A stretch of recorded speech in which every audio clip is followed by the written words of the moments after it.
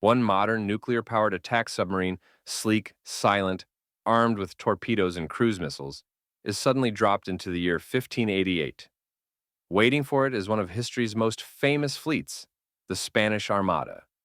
Over 130 ships carrying 30,000 men, sailing toward England with cannons, muskets, and sheer numbers. But the question is, what happens when cutting-edge stealth warfare collides with the wooden walls of the 16th century? Setting the stage. The Spanish Armada wasn't just a fleet, it was a floating city. The Armada's galleons carried soldiers, sailors, horses, food, and weapons meant for a massive invasion of England.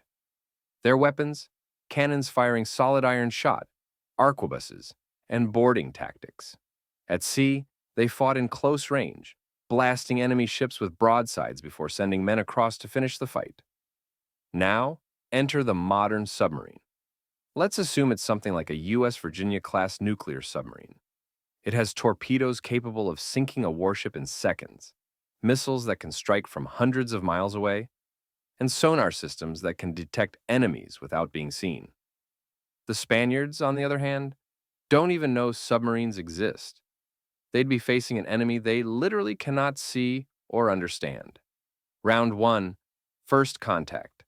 The Armada is sailing in tight formation across the English Channel. Suddenly, one of the lead galleons explodes, split in half by a modern torpedo. Panic spreads. The Spanish have no concept of an invisible underwater weapon. To them, it must look like sorcery or divine punishment. The submarine can strike silently, one after another. Within minutes, entire squadrons of galleons could be on fire or sinking. Remember, 16th century ships had no watertight compartments. Once a hull is breached below the waterline, it floods fast. Round 2. The Armada fights back. But let's give the Armada some credit. These were hardened sailors and soldiers. They wouldn't just give up. Cannons would fire wildly into the sea, hoping to hit something. Smaller ships might try to ram mysterious waves or oil slicks, believing they could flush out the enemy. But here's the reality. Without sonar, radar, or depth charges, their odds are zero. At best, the Armada could try retreating to shallow waters, where the submarine's maneuverability is limited. Still, the sub could simply sit offshore and pick them off one by one. Round 3. Logistics and limits. Now, here's where it gets interesting.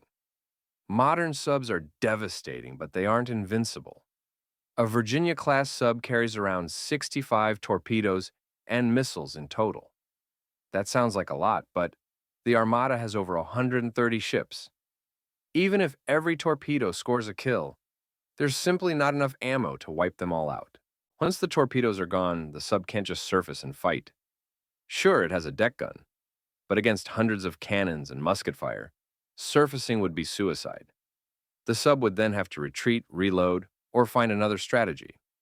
So, while the submarine could obliterate dozens of Armada ships in hours, it could not destroy the entire fleet in one go. Round 4. Mind games. But here's the psychological factor.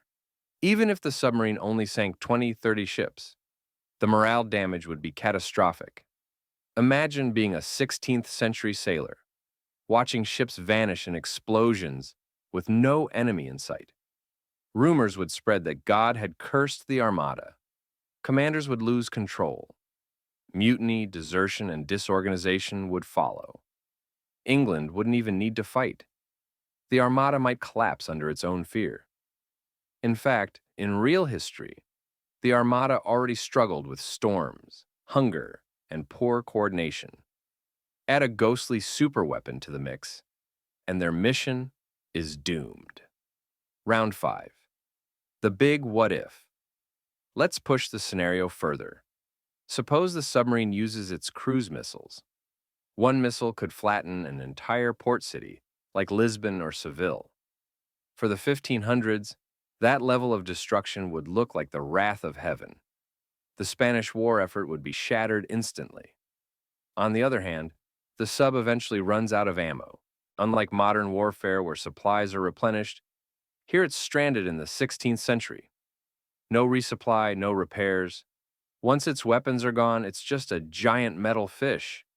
If the Armada still had 80, 90 ships left, they could technically survive.